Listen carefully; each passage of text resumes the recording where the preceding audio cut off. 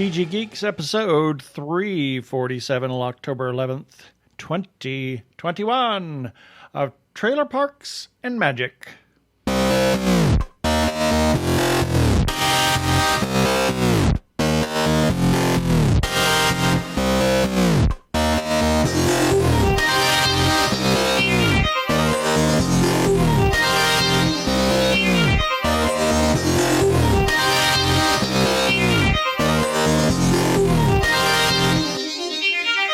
Hello and welcome to another webcast from tggeeks.com, where Ben and Keith, the Two Gay Geeks, talk about all aspects of geekdom and nerdery, sci-fi, comics, film, horror genre, you name it, we talk about it. I'm Keith Lane, and we're coming to you from TG Squared Studios in lovely Phoenix, Arizona. And I'm Ben Raggington, coming to you from having survived a day at Disneyland last weekend. Yeah. Here in Phoenix, Arizona. And we've got an interesting show. We're going to get right to it. Prepare for hyperdrive. Meanwhile, in the Hall of Episodes, the Two Gay Geeks are discussing this. Well, we have welcomed back David R. Slayton. I've lost count the number of times we've had him on. I know. I think he's about to eclipse either Jeannie and or Katie Edwards. You never know, but he's here to talk to us about Trailer Park Trickster, which actually releases tomorrow, if you're listening to this on Monday, or today if you're listening to it on Sci-Fi Radio. Sci-Fi Radio Not on Sci-Fi Tuesday. Radio, no. Sci-Fi, yes. On Sci-Fi Radio on Tuesdays. We're going to talk about that book and just general stuff. And then we have our birthday shout outs, our featured podcast of the week, our feedback segment, and a few other shout outs. In the second segment, we've got a couple of things to talk about, should we have some time. And then we'll have our wacky weekly recap and a regular shout outs. So if you're ready, let's do it. Let's do it.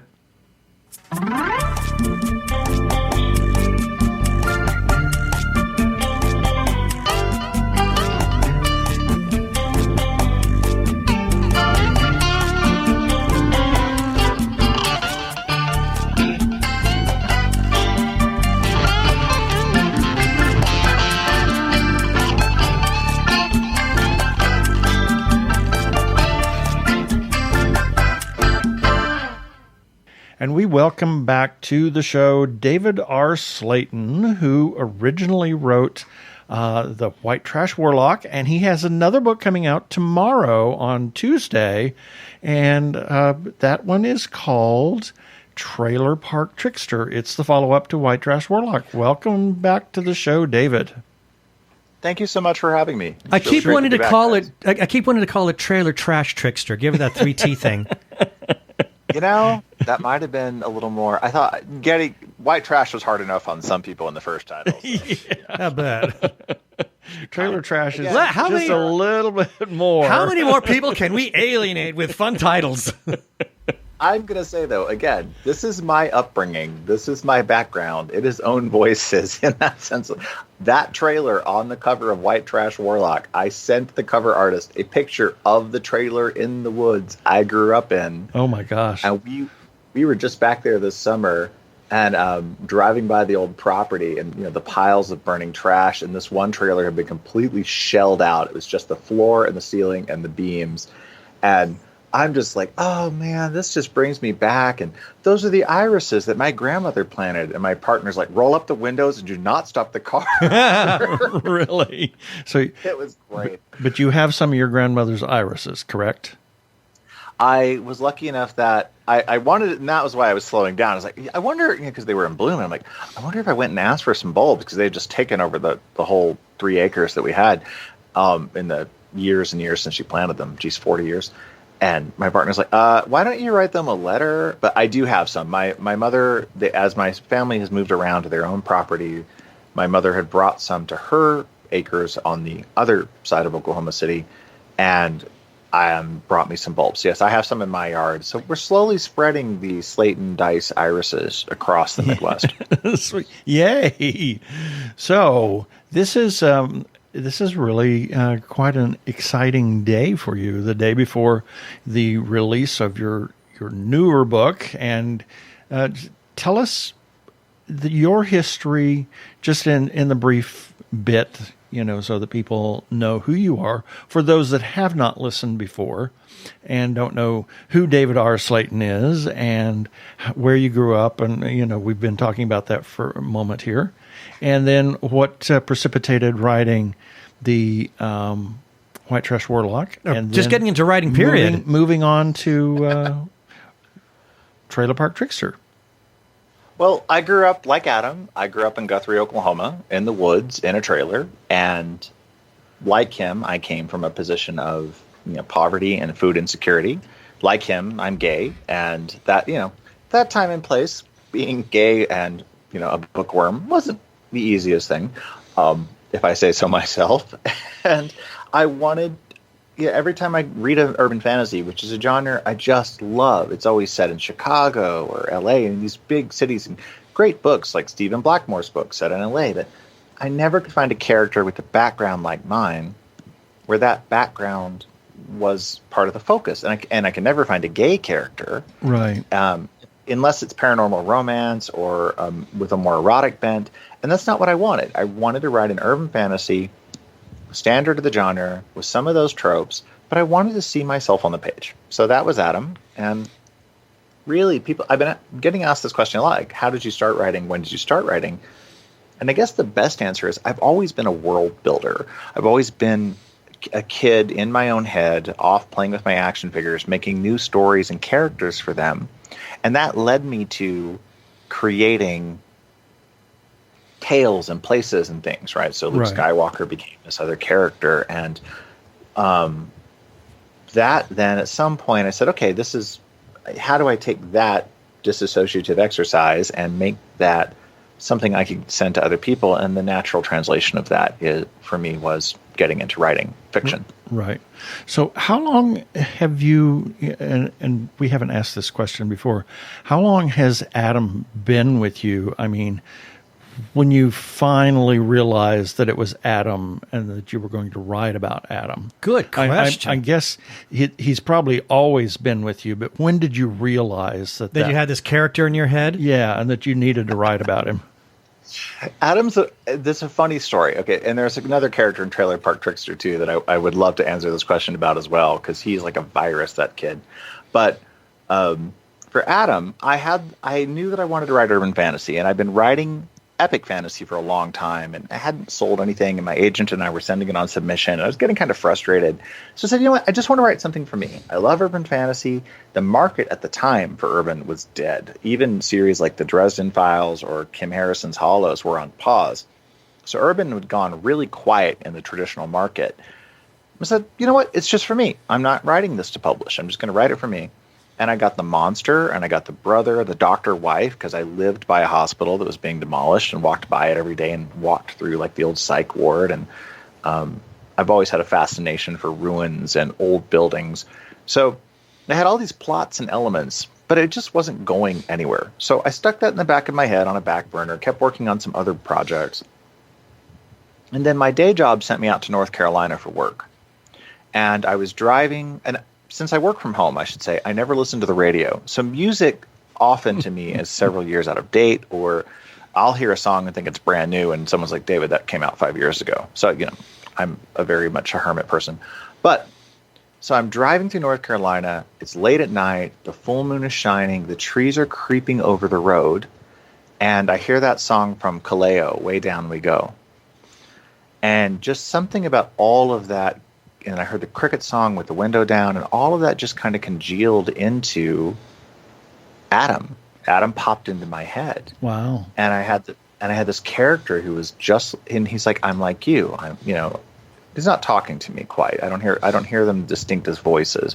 But as I start out, and I'm a very Socratic writer, and driving is often very meditative for me, which is why Adam drives so much. When I get stuck on something, the best thing you could do is put me in a car and let me drive, and my brain will work it out. Interesting. So Adam popped in my head. I said, well, he's gay. He's from where I'm from. He grew up like I did. He has some differences. And then I started thinking about all those cool urban or rural myths, I should say, around Guthrie. Like we've talked about the Lady in White in earlier episodes, or Right. Dominion House, which I had completely forgotten about until after I wrote the book, but some part of it had seeped into my subconscious. And growing up on that lake with the ghost stories and the mud and the murk. So then Adam just emerged. And then I said, well, okay, great. Now I've got a main character, but I don't have a plot or a story. Then I realized, hang on, I've got this urban fantasy set in Denver, but it's set in Denver. And Adam whispered and said, I could go to Denver. Here we go. Road trip. Yeah. Here we go. Yep. Yep. Cool.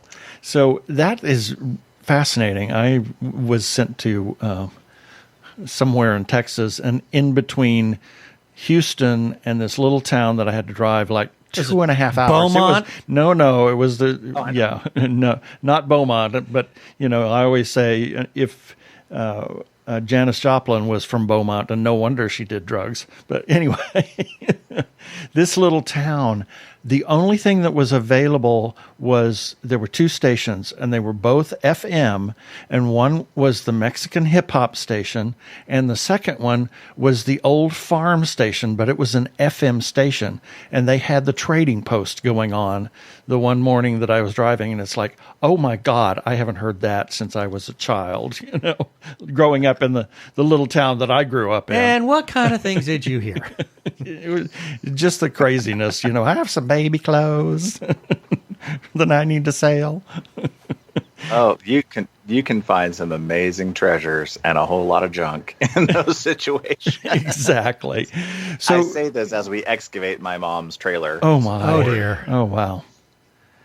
So that was you started with the White Trash Warlock, which obviously takes place in Denver, and is Adam's kind of growing up and coming out and being his authentic self. Yeah, there's a period of self-acceptance that he's going through in a this. sense, not necessarily of being gay, but that as well, but on so many different levels of his inherent magic that he has, and, his abilities, shall we say. And then it just kind of ends, and we have a second book. So, well, there's a good hook at the end of the first. There's a good reason he dashes back to Guthrie, I should say. And I won't spoil it for people who haven't read Warlock. And now's a good time to say that Warlock is on sale on every ebook platform for 99 cents, and it's including internationally. So if you haven't read it yet, now is a really good time to go pick it up and get 99 cents, and just in time to pick up Trickster, which comes out on the 12th, like you said. There's my little promo plug. But back to your point. So in Trickster, Adam does race back to Oklahoma, which of course he's just started a new relationship in Denver, and that upsets Vic rather promptly and incorrectly. I don't blame him at all for his reaction. But basically, a lot of the mysteries that I seeded into Warlock about Adam's family and about the identity of kind of the big bad, those things do get addressed in Trickster and do come to light. right. And we get to meet a lot of new characters. We get to see whole new parts of the spirit realm, because Vic chases after Adam to try, because he's worried and wants to help, only to have his road trip hijacked by Argent, Queen of Swords, which means a lengthy detour through the spirit realm. Oh my gosh. Yeah, which Yes. is my favorite thing. I think I said that last episode. My favorite thing to write. But I also got to introduce a character. So we talked a little bit how Adam sprang into my head. There is this character named Vran. He is Adam calls him an emo prince chaos monkey. And Yep. he is an elf. He's an elf. He's only 100 years old, which makes him about 18. And in their parlance, he's just a teenager, and he is just a brat. So every time I'm writing a book, no matter if it's a contemporary mystery, an epic fantasy, White Trash Warlock, this character pops up and says, "Is it my turn? Is it my turn? Am I on stage yet?" Like, he's that annoying, And so every book I have to be, shush, go away. He has snuck into every Dungeons & Dragons campaign I have ever run. And he plays a whole host of roles, but he's like this virus in my brain. So, because he's adorable and playful, and at the same time just mercurial. So Adam gets to meet him. I finally got him. Like, finally, this is your book. Get on the page and get out of my brain, so I can infect other people with you, so you will go away. Yes. There's something very pathological about characters that demand screen time, shall we say? Yeah, and they do. And we've talked before, I think, about show stealing characters like Argent, right? Oh my you have gosh. to dose them correctly. She is. It's like she's a force of nature. I love her, and Bran is not. Bran is not. He's not a scene stealer, but he is. If Adam embodies a lot of my actual self, like from where I grew up. Again, food insecurity, high school dropout, gay, rural. A lot of my not as advanced as he should be at 21 because of the things he's gone through. Adam embodies that part of me, and in many ways, Bran is my chaos monkey. He's the chaotic goods. He's the chaotic goods side of me. He's your id. Yeah, but he's just I love him to death. But the problem with putting him in a scene is he's fun to write, but I can't quite tell what he's going to do when. Like, I can't plot with him very well, and so it's just fun to kind of, what will he do here? Well, whatever is going to create the most chaos. Is he going to send the story in a different place? That I did like Bran. He was, as I called him, a little shit. Oh my! Okay. When we were discussing him. That is exactly how my grandmother Tilla, who the mother is named, yes. Adam's mother is named Tilla May Binder, and my grandmother was Tilla May Wolfington Slayton, and she was every bit the woman that name implies. Wow. One of my fondest final memories of her was seeing her at a family get-together. She had a red Solo cup full of box wine and a Marlboro cigarette in her hand. Far out. She walked towards me with this giant grin on her face and said, "Why, David Ray, how you been, you little shit?" My grandmother on my mother's side was all the grandchildren were you little bastards.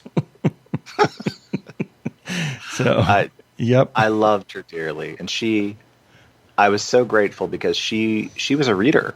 But she didn't read fiction. She read everything she could get a hold of. She knew that she came from this like me, this kind of backwards education, and she wanted to make up for it. She spent her entire life reading the Oklahoma City Public Library and read everything you could imagine, on anything you could imagine, except fiction. She didn't read fiction. Wow, interesting. And so is there more to this story? Well, we do have book 3 coming out next year, so we are just starting edits next week on Deadbeat Druid Part 3, which will wrap this arc of the series. Fingers crossed, if readers respond to it and it does well, I do have plans for the next arc. I will promise readers this. Every story started in book 1, White Trash Warlock, will be wrapped by the end of book 3, Deadbeat Druid. I'm not going to end the series with a bunch of big, overarching mysteries and questions unanswered. Because I can't stand it when writers die or their series just stop. Or you're George R. Martin and say, I don't want to do it anymore. Yeah. I was literally about to say certain authors shall go unnamed. So I do promise that by the end of book 3, you'll have all your answers. Now, if this world takes off, if readers respond to it and buy it, and Blackstone once more, I am got it locked and loaded. I've got a treatment for the next Adam books, an arc of 3. We also have a spin-off series we proposed and pitched, which would broaden the universe and get to play with a completely different side of the spirit realm and a completely different side of things. And it would utilize some side characters that you have already met. So you would see the elves again. You would see everyone who survives, I should say, on the B list will make it into that. Argent has her own book. Oh my! She at least deserves a novella, but again, she just takes over everything. I gotta watch her. She's a little bit of chaos herself. She's more controlled. So the elves to me, because the main elves that we deal with, Silver, his twin Argent, and the King of Swords, they are forces of nature and they are forces of winter. That's their aspect. They come from the north. They're associated with the swords in the tarot deck, which is the sign of intellect, the direction of the north, so which is actually the color black often in many Wicca symbolism and traditions. So in Silver, you see the cold intellect side of that. Right, so you see the icicle that could be used as a knife and stabbed very precisely. Argent is more like the winter wind that can just come out of nowhere, blue norther, as we would have said on the plains. And she is mercurial, but she is not unplanned. She knows what she's doing. So I would never. People who mistake her as flighty, or which I think flighty would never describe her, but anyone who thinks she's more mercurial, then there's always a motive behind Argent. Right. And she has almost as many as Silver. Silver is much more of the chess master, and Argent's much more of the queen. She's just going to trounce all over the board and stomp on what she wants to. Yeah. But with good reason. I guess chaos is not the correct term. I mean, it appears to be chaos, but it's a controlled chaos. Well, let's go back to our D&D model. Silver is lawful good. There we go. As is Vic. Vran is chaotic good, maybe chaotic neutral. And Argent is very much neutral good. Yeah, that works. Yeah. So, you have this book coming out on the 12th, and it is available where? Everywhere. So, everywhere. Your independent bookstore will have it. If they don't have it in stock, you can order it. I just got to go to the Mountain Plains Region Independent Bookseller Conference here in Denver, which was phenomenal. I meet booksellers from all over. I had, including this one wonderful woman from Stillwater, Oklahoma. I was like, would you be willing to come back to Oklahoma? I'm like, for you? Absolutely. I would totally go to Stillwater for you. But so your local indie has it. You can order it. If you, again, Warlock is on sale on the ebook platforms, especially Kindle, for 99 cents right now. But Trickster will be out in ebook, audio, and paper on October 12th. Yay! Fantastic. And be sure that you look up David R. Slayton, otherwise you'll find the dentist. Yes, well, or the Attorney General in Texas, which is funny because he keeps winning awards and Texas keeps tagging me in them. And I'm like, no, guys. Just really funny when the state of Texas tagged me in some thing on law. I'm like, I think you got the wrong one.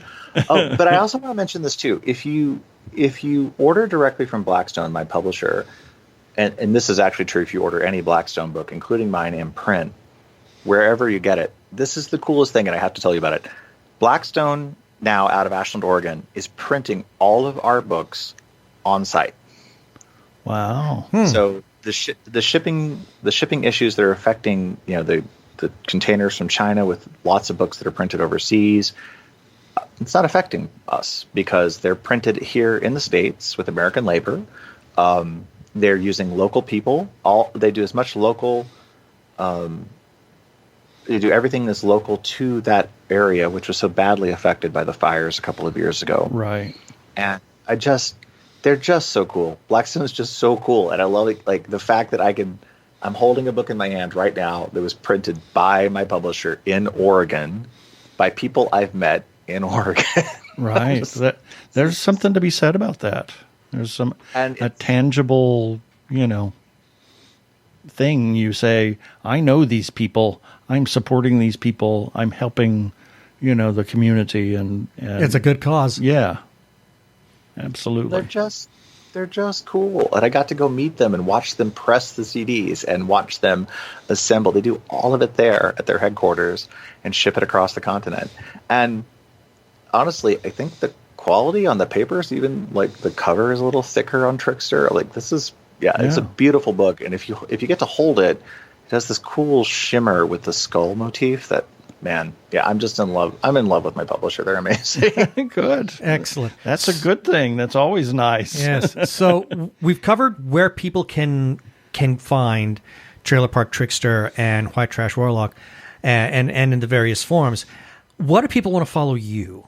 What kind of social media presence? Do you have a website maybe that people can go to? It's just Google David R. Slayton with a space, or you could just do David R. It's Slayton with a Y, Slayton, because my great-grandfather had enough of that side of the family and came up with his own name. No kidding. And Grandpa Arvel. But Google David R. Slayton, or I'm on Twitter. I'm everywhere, really. I'm terrible at TikTok, so you can follow me, but I cannot dance, and I just don't think anyone wants to see that. So unfortunately, my TikToks are pretty dull, but I'm working on it. But yeah, I'm Instagram, Twitter, Facebook. I'm quite active on all of those, and I am starting working on my newsletter. Hopefully, if I get some fan stories out, some short stories and things, I'll be pumping out soon. So if you want to watch my website, davidrslayton.com, you'll find me there. Yay. Excellent. This has been really wonderful. We can't wait to talk to you about the next book, Deadbeat Druid. But I love talking to you guys and feel like I never have enough time with you. So exactly. There's always more stories. So, well, thank you so much, David, for chatting with us this time, and we look forward to the next time. Thank you for having me. You don't need to hear their identification. They're the Two Gay Geeks. They can go about their business. Move along.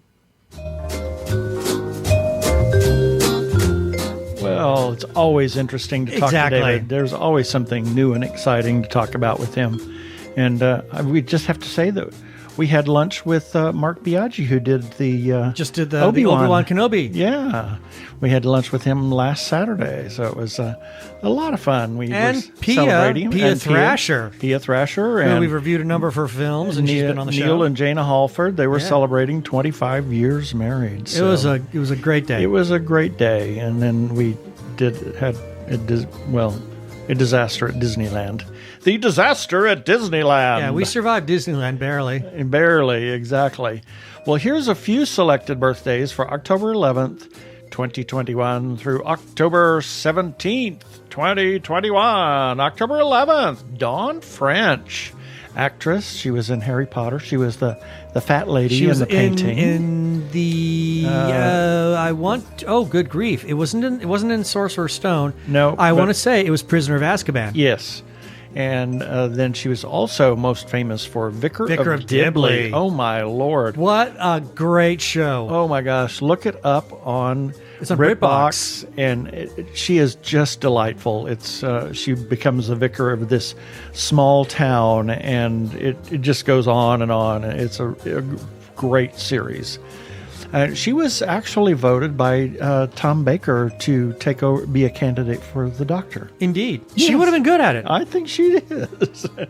And then we have Thich Nhat Hanh. He was a Vietnamese Buddhist monk who was exiled during the war to France because of his opposition to the war and opposition to any sort of violence. And while he was in France, he developed the Plum Village tradition. In 2018, he had a stroke in 2016 and had recovered significantly, but in 2018 was allowed to return to Vietnam to live out his remaining years. He will be 95. Wow. He's been there for quite some time. October 12th, Brian J. Smith. I am such a fan of this guy. Actor. He was Stargate Universe, Warehouse 13, Sense8.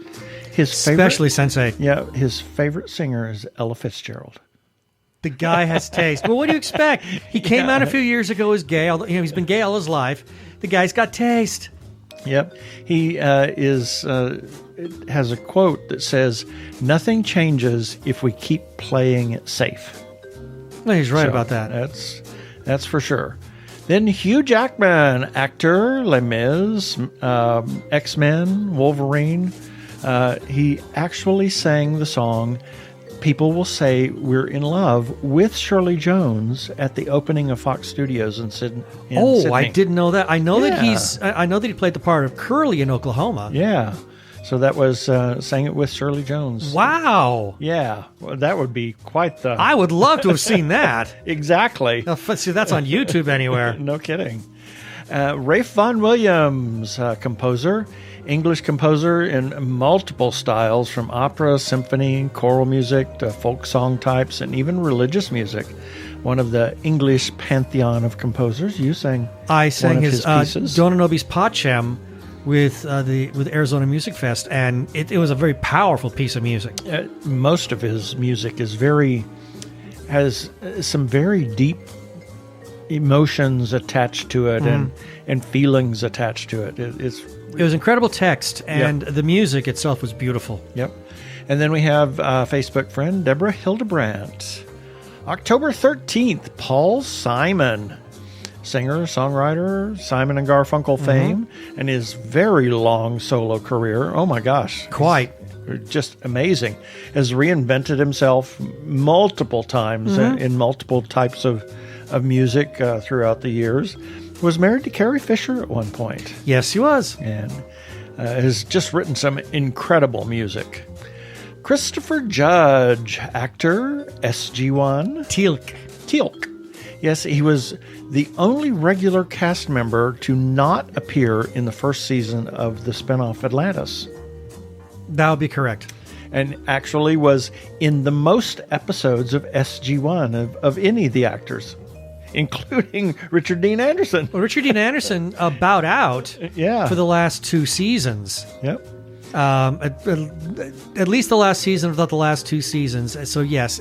And Michael Shanks was gone for half a season, if not more. Yep. And so, that puts him in the lead. Yep. And he was actually best friends with Michael Shanks. Yes, they still are very close friends and do a lot of projects together. Yep. And then we have Facebook friend Deanna Rash and good friend of ours, David Burkett.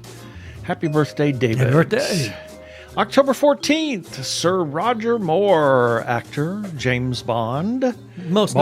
James Bond. Oh, and Yes. and before that, the Saint. The Saint, yes. And he was actually, he never lived down, is that guy that replaced Sean Connery. No, he never did.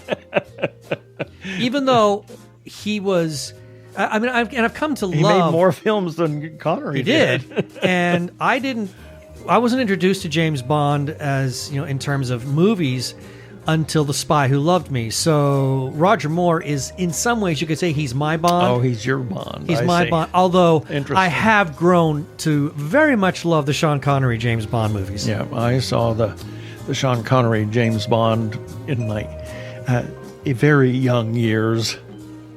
He lived in Switzerland and Monte Carlo with his wife, and was the oldest actor to take over 007 at age 45. Yeah, imagine that. Amazing. Harry Anderson, actor, Night Court. Magician extraordinaire. He was a magician.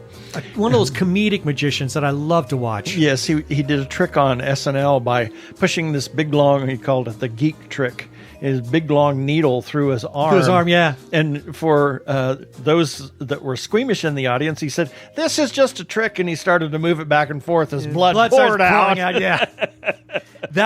That's his humor. He was great. Yeah. I was so sorry when he passed away, but there was something really cool when we got to see this little sort of a memorial plaque or something at the Magic Castle in Hollywood. Yep. Yeah, I was such a fan of his. Yep.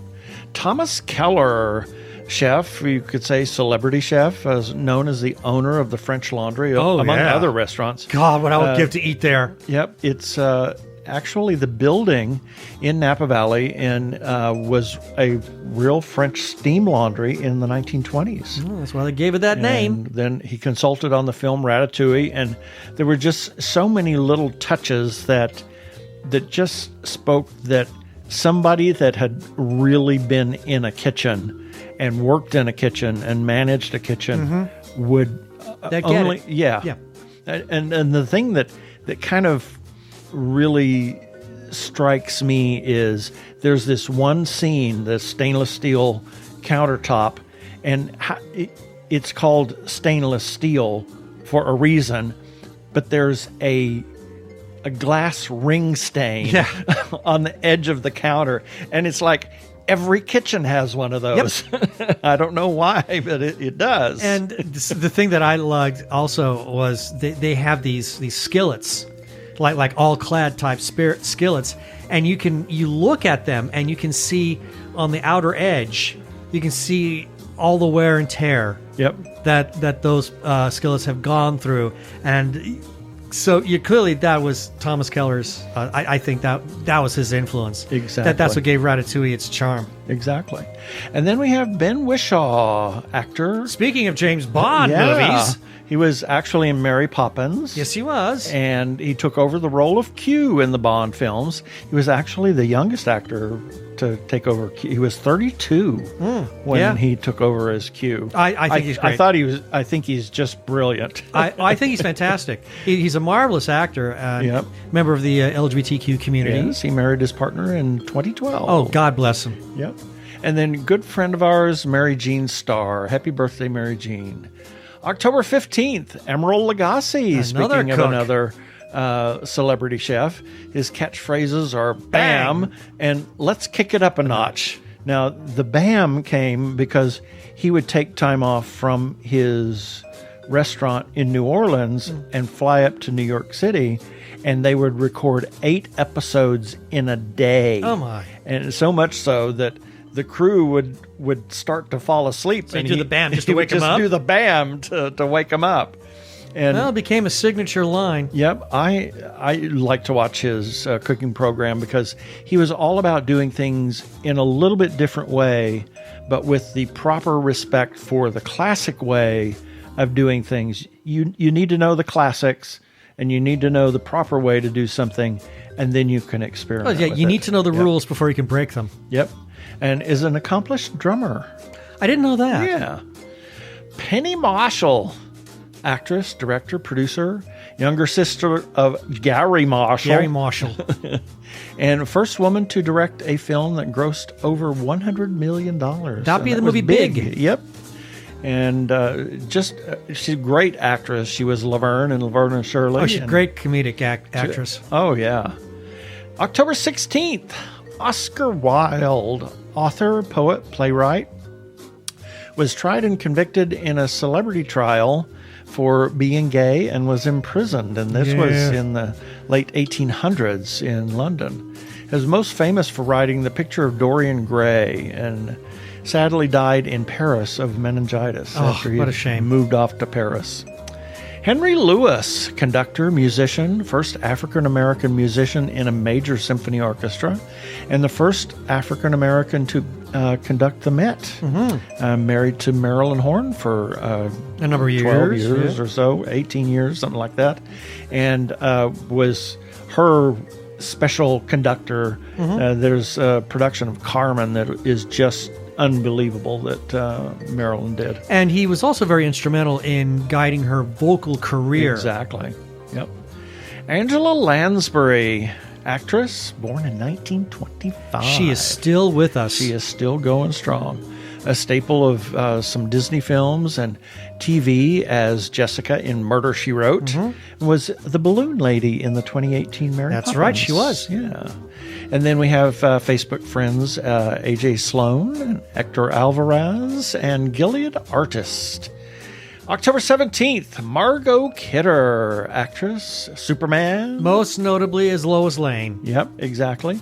Was a vocal supporter of LGBTQ rights. Which we saw her in... Well, I can't remember what the name of that film. I was looking for it. Well, it was a series that was on Here TV. It was part of a detective series. Right. And she played... And it starred... Oh, shoot, I can't remember his name now. Chad something or other. Shoot. Anyway, but yeah, she played a lesbian in a loving relationship in that series. It was fantastic. She was just a gem. Yep. And then Mark Gatiss, actor, writer, Doctor Who, Sherlock, a number of other things. And Mae Jemison, actor, yes, not an actor, an engineer and physician. She was the first black woman to travel to space in 1992 in one of the space shuttle missions, and has just written a number of books and was part of NASA for many years. And I think she's just a wonderful person to hold up as, a hero. Mm-hmm. And then we have a good friend of ours we just talked about, Neil Halford. Happy birthday, Neil. And that's it for the birthdays this time.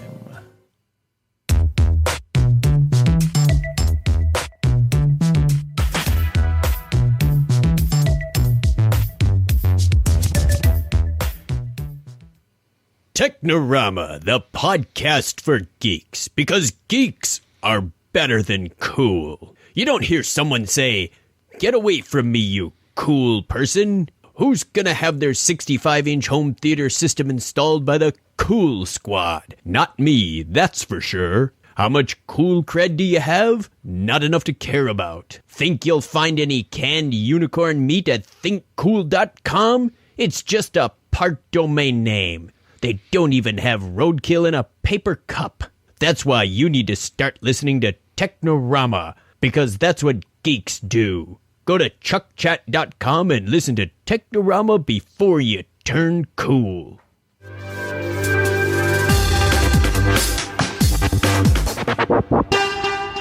Go give a listen to our friends Chuck and Craig at Technorama Podcast. I'm Daniel Radcliffe, and I believe that reaching out for help is the bravest thing a person can do. If you are struggling and need support, call the Trevor Lifeline at 1-866-488-7386. It's free and confidential, and trained counsellors are there to listen 24/7 without judgment. To learn more about the Trevor Project's life-saving work for lesbian, gay, bisexual, transgender, or questioning young people, go to thetrevorproject.org. We want to give a shout out to the Joshua Tree Feeding Program, a 501c3 nonprofit food pantry for the HIV and AIDS community in Maricopa and Pinal counties. Joshua Tree offers a place where clients can select from a wide assortment of nutritional foods to take home. They set it up like the store so their clients can pick and choose the food they prefer, so it empowers them and no food is wasted. They have a second distribution day that they've opened up for the gender non-conforming community that may be experiencing food insecurity regardless of HIV status. And they could really use your help right now. The Joshua Tree van was ailing recently and they had to get it fixed, and now they're trying to struggle to pay for those repairs that they had made to the van. And they really could use a new van. If you knew somebody that has a step van or something that's refrigerated and wants to part with that's in good shape, you might want to contact Joshua Tree and see what they can work out. You can go to jtfp.org to give a monthly recurring gift or a singular gift to Joshua Tree.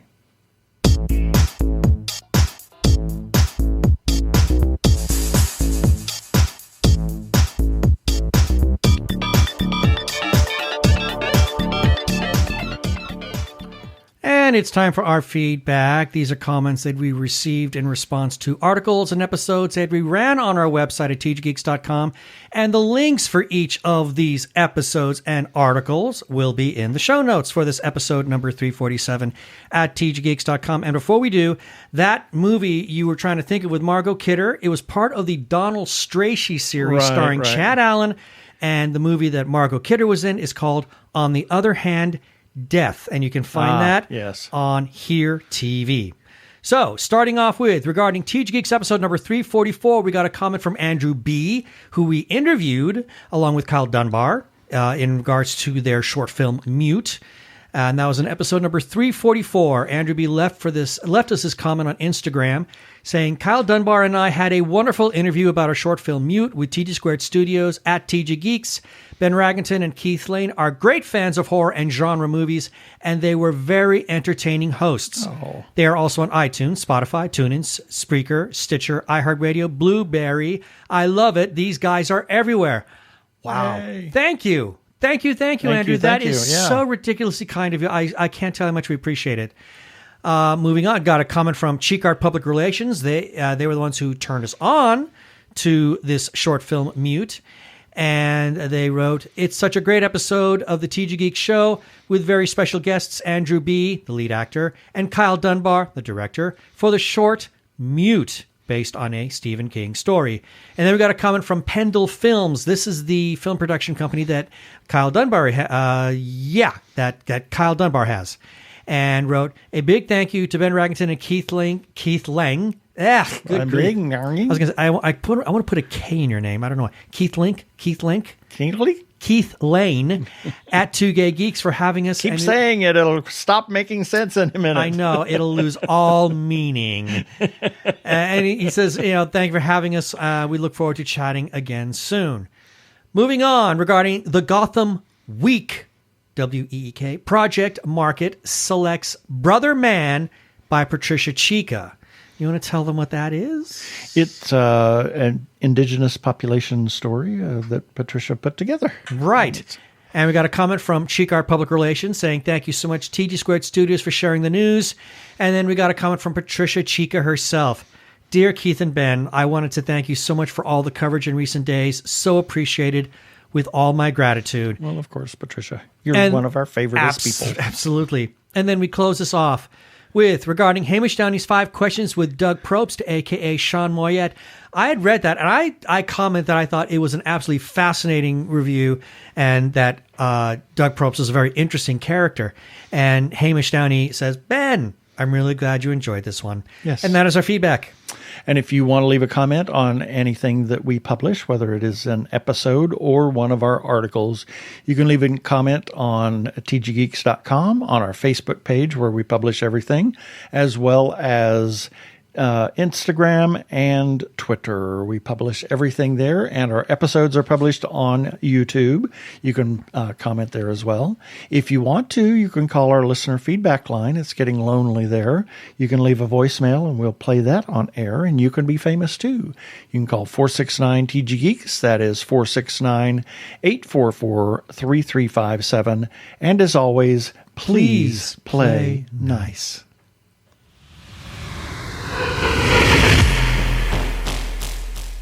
Well, as everybody knows, we are huge supporters of independent creators, whether filmmakers, comic book artists, writers, or others.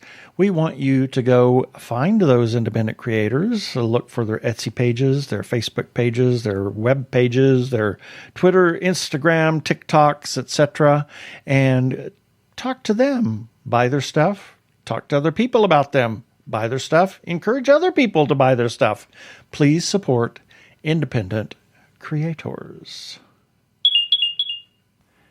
If you are trans or are questioning your gender identity, and if you are in crisis or are feeling isolated and need someone to talk to, or you know of someone in a similar situation, there is a special hotline just for you. The hotline is provided by translifeline.org and staffed by trained counselors who are transgender themselves. The hotline in the U.S. is 877-565-8860. In Canada, it is 877-330-6366. Or you can go to translifeline.org to learn about the important work they are doing. Please reach out for help. You are not alone. Yeah, baby. They're like two gay geeks. They're together, you know. They're two gay guys and they're geeks. Is that okay?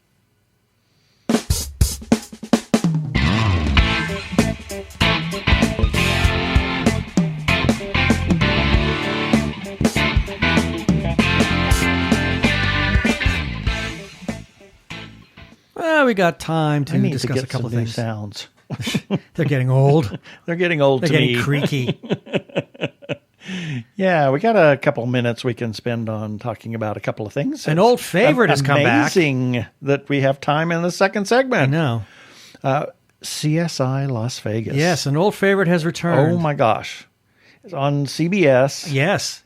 And wow. Yeah. 20 years have passed. Yeah. TV time, real time, and the return of a couple of people so far. Exactly. 3 people, actually, by the end of the first episode. 3 people, 3 familiar faces made a return.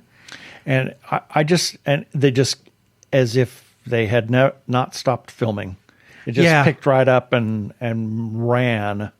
It was incredible. I thought this could be very, very interesting. Just the twists and turns in this episode. Well, first episode. So what they're doing is obviously they're now taking a formula that they started implementing in the later years of Crime Scene Investigator, and that is coming up with the arc. Right.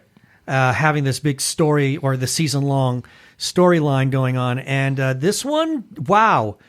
They kept hinting at it in all the trailers, but when they delivered the whammy at the end of the episode, I was rather shocked by who got implicated in this. Exactly. So I'm excited to see where this goes, because this really kind of turns it on its head, and as they're prone to doing in the original series. Yeah, and I like the new cast. Yeah, I like some of them. I think they're kind of quirky, which makes them fun. I love the new head of the CSI lab. Yeah. She's a delight. She is. She's a delight. I like her a great deal. And to finally see, you and I have been big fans for the longest time of William Peterson as Grissom. Yep. And to see him back, I mean, he only gave us one line in the first episode, but I expect to see him a heck of a lot more in future episodes, and it will be great to see him in action again. Yeah, it was really interesting, and we watched all of the series. We fell away, I think, in the last season of Miami. Of Miami? Yeah. Yeah, it just got a little... Miami got weird. It just got a little weird. It got a little weird. We followed New York and Las Vegas. We followed all of New York, and then there was all of New York, and then we saw all of CSI.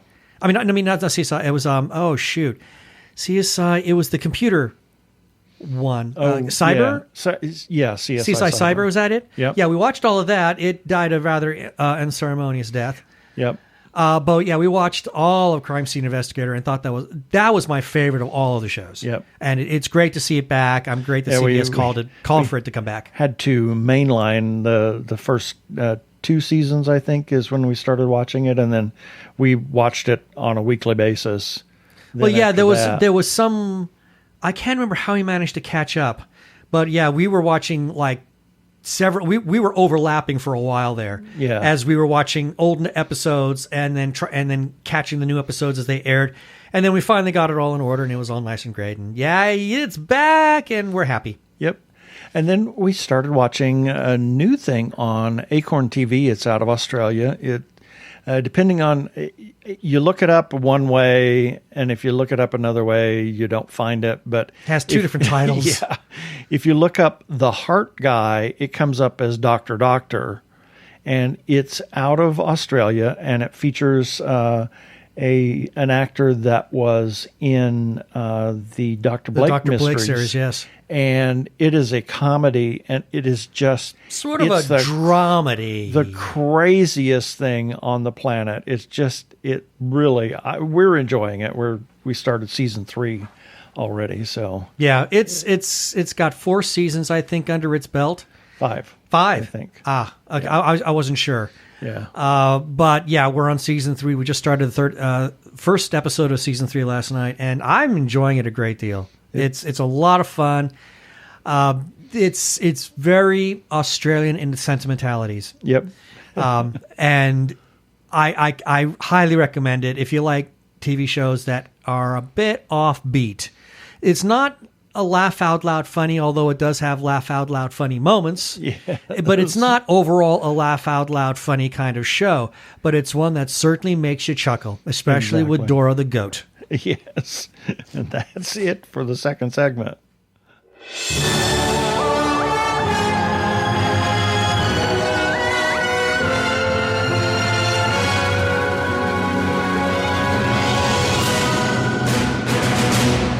And it's time for our weekly review. These are news items that we ran on our website at tggeeks.com this past week, and the links for each of these will be in the show notes for this episode number 347 at tggeeks.com. Starting with Sunday, October 3rd, Nudie. I did it. Nudie Chupacabras. I did it. I said there it. You did it. Yeah, I said it. I'll own that. Nerdy Chupacabras number 68. On Monday the 4th, TG Geeks episode number 346. On Tuesday the 5th, deeply disturbing cult tale, The Family, world premiere at the Busan International Film Festival. On Wednesday the 6th, the 5th Annual Apocalypse Later International Film Festival, October 8th through 10th. That is here in Phoenix, Arizona. On Thursday the 7th, The Electrical Life of Louis Wan. Ooh, we're going to be seeing that soon. In theaters, October 22nd, and Prime Video, November 5th. On Friday the 8th, Hamish Downey's 5 Questions with Nicole Kilpatrick. And on Saturday the 9th, Cyrano, starring Peter Dinklage, in theaters December 31st. And you can find all these things at tggeeks.com.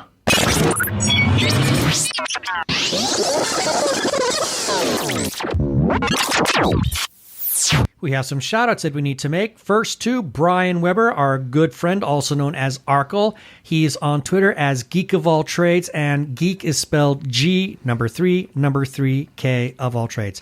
He's also referred to as Brian the Ampersand List YouTuber on Twitter.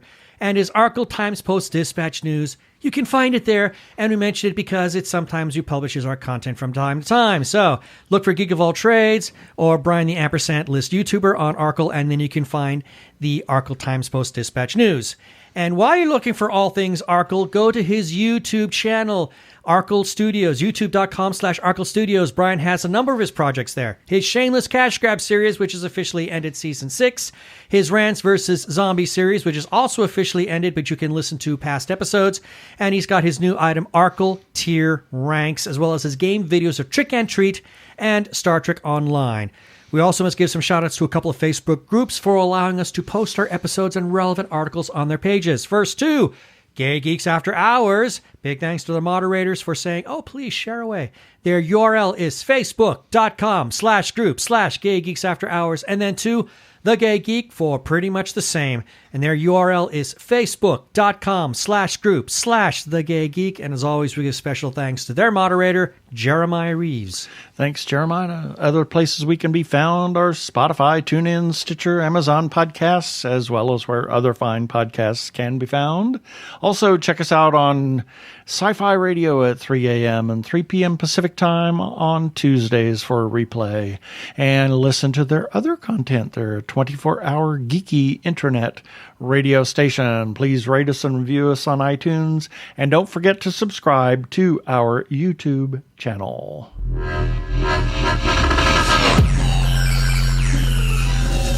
And that should do it for this episode of TG Geeks Webcast. Be sure to check out the article for this webcast episode. We're going to have several links on the page of things we talked about. And remember, you can comment on our Facebook page, our website, tggeeks.com, or you can leave us a voicemail at 469-TG-GEEKS. That is 469-844-3357 from TG Squared Studios. I'm Keith Lane. Thanks for listening. Please be kind to yourself and those around you. Stay safe, wear a mask, get vaccinated. Peace. Cheers.